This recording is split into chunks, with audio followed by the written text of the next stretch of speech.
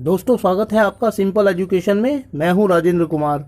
आज की इस वीडियो में हम लोग बात करने वाले हैं कक्षा 12 की राजनीतिक विज्ञान की पाठ्य पुस्तक के दूसरे अध्याय दो ध्रुवीयता का अंत के बारे में। और दोस्तों, इस संबंध में यह दूसरी वीडियो है। इससे पहले वाली वीडियो में हम देख चुके हैं कि दो ध्रुवीयता का क्या तात्पर्य था और साम्यवादी उत्पादन की साम्यवादी प्रणाली क्या थी। आज की इस वीडियो में हम उससे आगे की कहानी के बारे में जानेंगे। दोस्तों, वीडियो को शुरू करने से पहले मैं आप लोगों से अनुरोध करना चाहता हूं कि यदि आपने अब तक मेरे चैनल को सब्सक्राइब नहीं किया है तो सबसे पहले आप मेरे चैनल को सब्सक्राइब करें ताकि मेरी वीडियोस आपको मिलती रहें, और साथ ही बेल आइकन को प्रेस करें ताकि मेरी वीडियोस आपको सबसे पहले मिलती रहें। साथ ही दोस्तों, आपसे यह भी अनुरोध करना चाहूंगा कि आप वीडियो को शुरू से लेकर अंत तक देखें ताकि आप इस वीडियो के कंटेंट को समझ सकें। तो चलिए दोस्तों, बिना वक्त जाया किए हम लोग शुरू करते हैं अपना अध्ययन दो ध्रुवीयता का अंत के बारे में। पिछली वीडियो में हमने देखा था कि 1989 ईस्वी में बर्लिन की दीवार के ढह जाने के साथ ही सोवियत संघ के पतन की प्रक्रिया आरंभ हो गई थी, और साथ ही वे देश जिनको यह यकीन दिलाया गया था कि साम्यवादी उत्पादन प्रणाली उत्पादन की सबसे बेहतर प्रणाली है, उससे लोगों का विश्वास उठने लगा था। इसी कारण लोग साम्यवादी उत्पादन प्रणाली को या सोवियत प्रणाली को संदेह की दृष्टि से देखने लगे थे। उससे आगे की कहानी हम देखते हैं दोस्तों आज, और शुरुआत करते हैं गोर्बाचेव और सोवियत संघ का विघटन। दोस्तों, 1980 के दशक तक आते आते सोवियत संघ में शामिल देशों को और लोगों को सोवियत प्रणाली की खामियों के बारे में पता चल गया था, और ये जरूरी हो गया था कि उनमें सुधार किया जाए। 1980 के दशक के मध्य अवस्था में मिखाइल गोर्बाचेव को सोवियत संघ का प्रमुख बनाया गया। मिखाइल गोर्बाचेव ने सोवियत संघ की डावाडोल होती हुई स्थिति को सुधारने का प्रयास किया, और इसीलिए उन्होंने एक सुधार कार्यक्रम प्रस्तुत किया। यह वह समय था जब पश्चिमी यूरोप यानी कि पूंजीवादी प्रणाली आगे बढ़ रही थी, वहां सूचना और प्रौद्योगिकी के क्षेत्र में क्रांति हो रही थी। ऐसे में यह आवश्यक हो गया था कि सोवियत प्रणाली को बचाने के लिए सोवियत प्रणाली के अंतर्गत सुधार किए जाए, और इन्हीं सुधारों को अंजाम देने का काम किया था मिखाइल गोर्बाचेव ने। उन्होंने सुधारों के लिए अपना जो कार्यक्रम प्रस्तुत किया था उसके अंतर्गत पश्चिमी देशों के साथ संबंध सुधारने की बात की गई थी, और साथ ही सोवियत प्रणाली को लोकतांत्रिक रूप देने की बात की गई थी। इसके अलावा और भी सुधारों का प्रस्ताव उसमें प्रस्तुत किया गया था। लेकिन दोस्तों, जिन उद्देश्यों को ध्यान में रखकर मिखाइल गोर्बाचेव ने इन सुधारों को रूप दिया था, उन्होंने सोवियत प्रणाली को सुधार में कोई भूमिका अदा नहीं की, बल्कि उसके पतन में ही अपनी भूमिका अदा कर दी। आगे हम देखेंगे कि सोवियत प्रणाली के संबंध में मिखाइल गोर्बाचेव के सुधारों ने किस तरह से नकारात्मक प्रभाव डाला। 1980 के दशक के मध्य तक आते आते पूर्वी यूरोप के देशों ने सोवियत संघ के नियंत्रण का विरोध करना शुरू कर दिया था, और साथ ही साथ उन्होंने अपनी उन सरकारों का विरोध करना भी शुरू कर दिया था जिन्होंने उत्पादन की साम्यवादी या सोवियत प्रणाली को अपनाया था। लेकिन जैसा कि अब तक साम्यवादी रूस में या सोवियत प्रणाली के अंतर्गत होता आया था कि अक्सर जनता के विरोध को दबा दिया जाता था, मिखाइल गोर्बाचेव के अधीन ऐसा नहीं हुआ, बल्कि जनता का जो विरोध उभार पर आया उसको उभरने दिया गया, उसको दबाने का कोई प्रयास नहीं किया गया। यहां तक कि मिखाइल गोर्बाचेव के सुधारों का खुद कम्युनिस्ट पार्टी के नेताओं ने भी समर्थन नहीं किया था, बल्कि उन्होंने उसका विरोध किया था, क्योंकि लंबे समय तक जिस राजनीतिक सत्ता का उपभोग वो करते आ रहे थे, उनको इस बात से परेशानी होने लगी थी कि यदि एक बार मिखाइल गोर्बाचेव के सुधार सफल हो गए तो उनकी वह राजनीतिक सत्ता उनसे छिन जाएगी जिसका उपभोग वो लंबे समय से करते आ रहे हैं। और साथ ही साथ जिस जीवन शैली को उन्होंने अपनाया था और उसके वे आदी हो गए थे, उससे भी उनका मोह भंग नहीं हो पा रहा था। इसीलिए उन्होंने मिखाइल गोर्बाचेव के सुधारों का समर्थन करने के बजाय विरोध करना शुरू कर दिया, क्योंकि यदि मिखाइल गोर्बाचेव के सुधार सफल हो जाते तो उनकी वह जीवन शैली और राजनीतिक सत्ता उनसे छूट जाती जिनका लंबे समय तक वे उपभोग करते आ रहे थे और उसके वे आदी हो चुके थे। इसके अलावा 1991 में एक और घटना घटी दोस्तों, और इसके अंतर्गत रूस में एक तख्ता पलट हुआ जिसमें बोरिस येल्सिन नाम के राजनीतिज्ञ ने महत्वपूर्ण भूमिका निभाई थी। उन्होंने रूसी गणराज्य में होने वाले आम चुनावों में भी महत्वपूर्ण जीत हासिल की थी, और इसी कारण उन लोगों ने सोवियत रूस के नियंत्रण को मानने से इनकार कर दिया था। इस समय तक आते आते उन लोगों को भी आजादी के मायने पता चल चुके थे जिन्होंने सोवियत प्रणाली को अपनाया था। इसीलिए जब एक बार सोवियत प्रणाली कमजोर होती हुई दिखाई देने लगी तो उन्होंने भी इसका विरोध करना शुरू कर दिया और उन्होंने सोवियत प्रणाली के या सोवियत संघ के नियंत्रण को मानने से इनकार कर दिया। और ऐसा खासकर उन इलाकों में हुआ जो अधिक यूरोपीयकृत हो गए थे और सोवियत प्रणाली के स्थान पर अपने आप को एक संप्रभु राज बनाना चाहते थे। इन सारी घटनाओं ने 1991 तक आते आते सोवियत संघ को इतना कमजोर बना दिया था दोस्तों कि 1991 ईस्वी में सोवियत संघ के 3 बड़े राष्ट्रों ने सोवियत संघ के प्रणाली के विध्वंस की घोषणा कर दी, उसके खात्मे की घोषणा कर दी। और जो ये 3 देश थे उनके अंतर्गत रूस, बेलारूस और यूक्रेन शामिल थे। यूक्रेन और उक्रेन दोस्तों एक ही शब्द है, इनको स्पेलिंग के आधार पर उक्रेन और यूक्रेन कहा जाता है। तो सोवियत प्रणाली के अंतर्गत शामिल ये तीनों देश थे जिन्होंने 1991 ईस्वी में सोवियत संघ के पतन की घोषणा कर दी। जैसे ही सोवियत संघ के पतन की घोषणा की गई उसके साथ ही कम्युनिस्ट पार्टी को प्रतिबंधित कर दिया गया, उसको गैरकानूनी बना दिया गया और सोवियत प्रणाली के अंतर्गत जिन देशों को शामिल किया गया था विकास के मामले में उन्होंने पूंजीवाद की राह को अपना लिया। चलिए दोस्तों थोड़ा सा और आगे बढ़ते हैं और देखते हैं कि सोवियत संघ के पतन की परिणतियां क्या हुई, यानी कि सोवियत संघ का जब पतन हो गया तो इसके क्या परिणाम दुनिया के सामने आए। दोस्तों इसकी अनेक परिणतियां हमारे सामने आती हैं। सबसे पहला तो यह है कि राष्ट्रकुल की स्थापना की गई।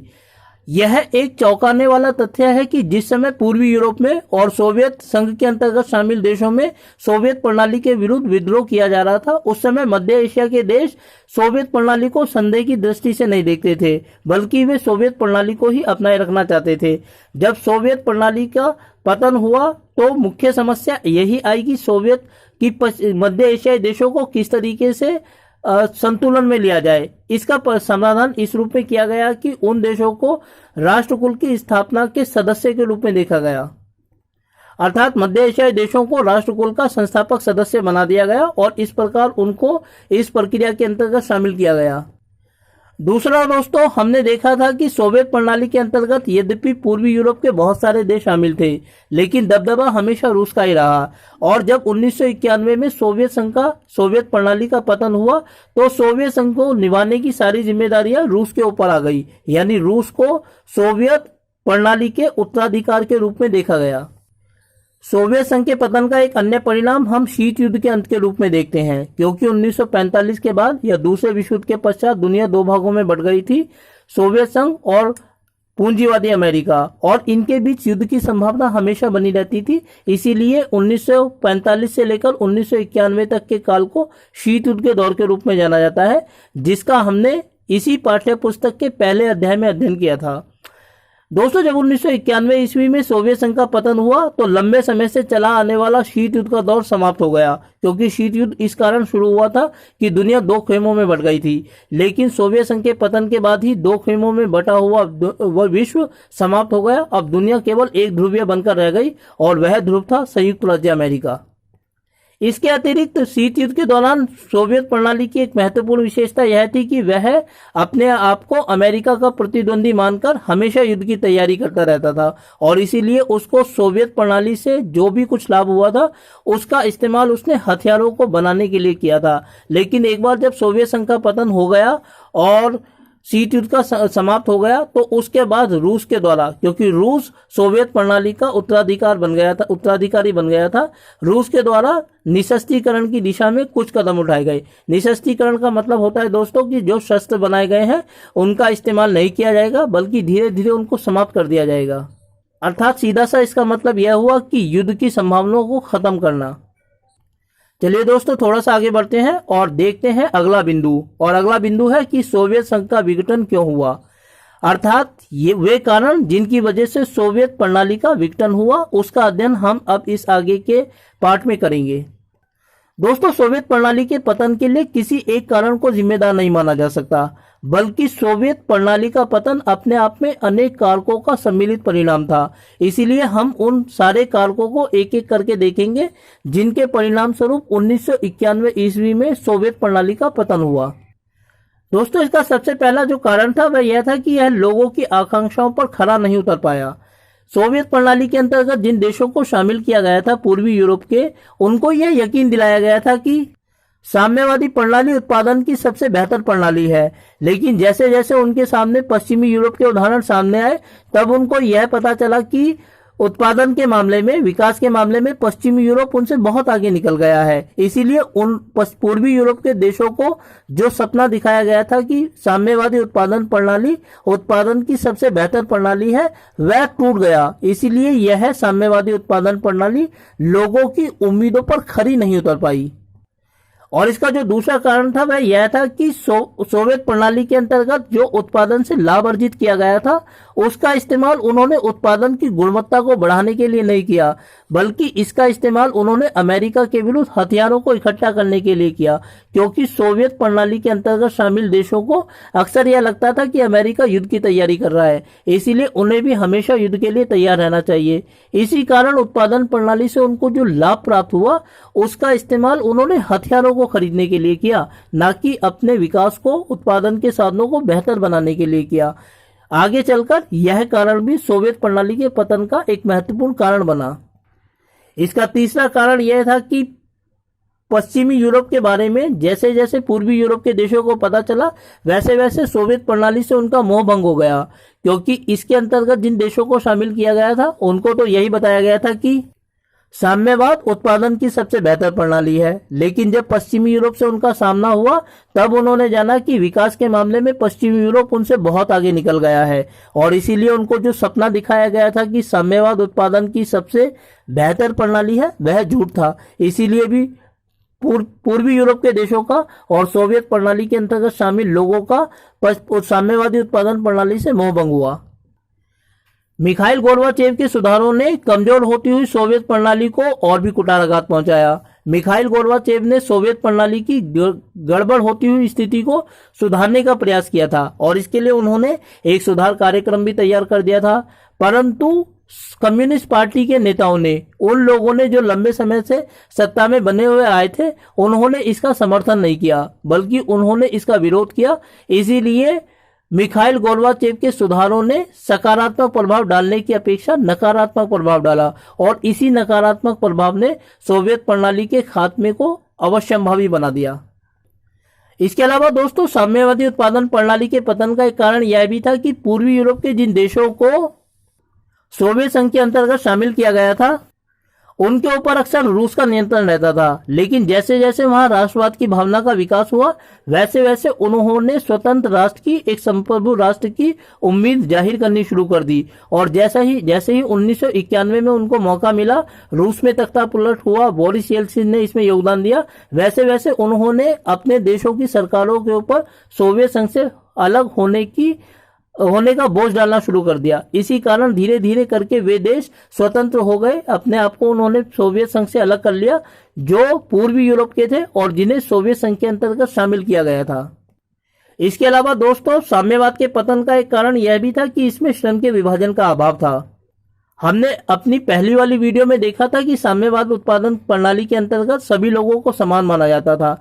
सारे लोग राज्य के लिए कार्य करते थे और सभी लोगों को अपनी जरूरतों के अनुसार राज्य की ओर से प्रतिफल प्राप्त होता था। लेकिन इसमें जिस भावना की कमी थी, वह यह है कि इसमें कार्य की कोई गरिमा नहीं थी। एमिल दुर्खाइम ने एक किताब लिखी है दोस्तों, division of labour in society. इसके अंतर्गत उन्होंने दिखाया है कि आधुनिक समाज में समानता के स्थान पर असमानता एक महत्वपूर्ण भूमिका निभाती है, क्योंकि यह असमानता लोगों के बीच प्रतिस्पर्धा को जन्म देती है और यही प्रतिस्पर्धा लोगों में असमानता को पैदा करती है।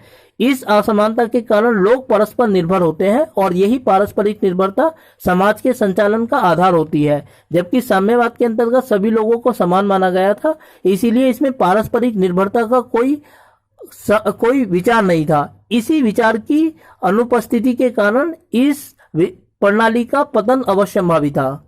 तो दोस्तों, ये वे तमाम कारण थे जिन्होंने एक एक करके सोवियत संघ के पतन को अवश्यंभावी बनाया और अंततः 1991 ईस्वी में सोवियत संघ की जो प्रणाली थी, वह भुरभुरा कर टूट गई, पूरी तरीके से बिखर गई। चलिए दोस्तों, अपने अध्ययन को थोड़ा सा और आगे बढ़ाते हैं और देखते हैं साम्यवादी शासन के बाद शॉक थेरेपी। दोस्तों, साम्यवाद के पतन के बाद एक महत्वपूर्ण सवाल यह था कि इसके अंतर्गत जो देश शामिल थे, पूर्वी यूरोप के जो देश शामिल थे, वे अब विकास के मामले में किस तरीके की राह को चुनेंगे। और सोवियत प्रणाली के अंतर्गत ही वे पूंजीवाद के महत्व को समझ चुके थे। इसीलिए साम्यवाद के खात्मे के बाद पूर्वी यूरोप के अधिकांश देशों ने विकास के लिए पूंजीवाद के मार्ग को अपनाया और पूंजीवाद की विकास के मार्ग के लिए उन्होंने जिस सिद्धांत का इस्तेमाल किया उसे अक्सर शॉक थेरेपी के नाम से जाना जाता है। दोस्तों, शॉक थेरेपी का अर्थ होता है आघात पहुंचाकर उपचार करना, अर्थात पहले तो नुकसान कर देना और नुकसान करने के बाद उसको फायदा पहुंचाना। क्या थी यह प्रणाली, इसके बारे में अब हम अपने अध्ययन को जारी करते हैं। दोस्तों, शॉक थेरेपी एक ऐसा सिद्धांत था जो विश्व बैंक और अंतर्राष्ट्रीय मुद्रा कोष द्वारा नियोजित था। इसके अंतर्गत पूर्वी यूरोप के उन देशों में पूंजीवाद की राह को आसान बनाया गया जो पहले सोवियत प्रणाली का हिस्सा थे। इसके अंतर्गत विश्व बैंक और अंतर्राष्ट्रीय मुद्रा कोष ने सबसे पहले पूर्वी यूरोप में और सोवियत प्रणाली के उन देशों में साम्यवादी प्रणाली के तत्वों को आघात पहुंचाया जो इन देशों में साम्यवाद की निशानी थे, और उसके बाद उन देशों को पूंजीवाद की राह पर चलाया। इसके अंतर्गत चुन चुनकर उन तमाम निशानियों को अपना निशाना बनाया गया जो इन देशों में साम्यवाद की याद दिलाती थी। उदाहरण के लिए, जो साम्यवादी फर्म में थी उनको सबसे पहले निजी फर्मों के रूप में तब्दील कर दिया गया और साथ ही बंद बाजार के स्थान पर मुक्त बाजार की अवधारणा को अपनाया गया, क्योंकि सोवियत प्रणाली के अंतर्गत जो देश शामिल थे उनको यह पता चल गया था कि सामूहिक प्रणाली उत्पादन की बेहतर प्रणाली नहीं है, क्योंकि इसके कारण व्यक्ति में जो विकास है, प्रतिस्पर्धा है, उसकी भावना का लोप हो जाता है। विकास के लिए प्रतिस्पर्धा का होना आवश्यक है और साम्यवादी प्रणाली के अंतर्गत प्रतिस्पर्धा के लिए कोई स्थान नहीं था, क्योंकि सभी लोग राज्य के लिए कार्य करते थे और सभी लोगों को राज्य से अपनी आवश्यकताओं के अनुसार प्रतिफल प्राप्त हो जाता था। जबकि पूंजीवादी प्रणाली के अंतर्गत प्रतिस्पर्धा एक महत्वपूर्ण कारक का कार्य करती है। यदि कोई फर्म अपने आप को दूसरों से बेहतर बनाना चाहती है तो यह उसके लिए आवश्यक है कि वह अपने उत्पादन में निरंतर नए प्रयोग करे, उसे बेहतर बनाए। इसीलिए साम्यवादी प्रणाली के स्थान पर पूंजीवाद को अपनाया गया उन देशों में जो अब तक सोवियत संघ का हिस्सा थे, और इसके बाद वहां पर व्यापार के मार्ग सभी व्यापारियों के लिए खोल दिए गए, क्योंकि साम्यवादी उत्पादन प्रणाली के अंतर्गत व्यापार को और बाजार को बंद अर्थव्यवस्था के रूप में रखा गया था, जिसके अंतर्गत राज्य ही सामान का उत्पादन करता था और राज्य ही बेचता था। इसी कारण वहां प्रतिस्पर्धा की भावना का अभाव था। लेकिन 1991 के बाद शॉक थेरेपी के अंतर्गत साम्यवादी देशों में, उन देशों में जो अब तक साम्यवादी देश रहे थे, अब मुक्त बाजार की अर्थव्यवस्था को अपनाया गया। पूरी तरीके से एक फ्री ट्रेड पॉलिसी को अपनाया गया और बाजार को प्रतिस्पर्धा के लिए खोल दिया गया। लेकिन दोस्तों, इसी शॉक थेरेपी के अंतर्गत पश्चिमी यूरोप के उन देशों ने अपने आप को ताकतवर साबित कर दिया जो पूंजीवाद को अपनाते थे, क्योंकि इन देशों ने जिन्होंने शॉक थेरेपी को अंजाम तक पहुंचाया था, उन्होंने साम्यवादी देशों को आपस में जोड़ने की अपेक्षा पूंजीवाद की ओर उनको अग्रसर कर दिया। इसका परिणाम यह हुआ कि ये देश जो अब तक सोवियत प्रणाली का हिस्सा थे, अब उनके ऊपर पश्चिमी यूरोप के पूंजीवादी देशों का वर्चस्व स्थापित हो गया। तो दोस्तों, दो ध्रुवीयता के अंत के क्रम में यह था वीडियो का दूसरा भाग। मैं उम्मीद करता हूं कि आपको वीडियो अच्छी लगी होगी और साथ ही आपसे अनुरोध करता हूं कि यदि आपको वीडियो अच्छी लगी तो आप वीडियो को लाइक करें और चैनल को सब्सक्राइब करें। साथ ही अपने दोस्तों तक, रिश्तेदारों तक मेरे चैनल को पहुंचाने के लिए मेरे चैनल को उनके साथ शेयर करें और ऐसी ही वीडियोस के लिए मेरे साथ बने रहे मेरे यूट्यूब चैनल सिंपल एजुकेशन पर। आपका बहुत बहुत धन्यवाद दोस्तों।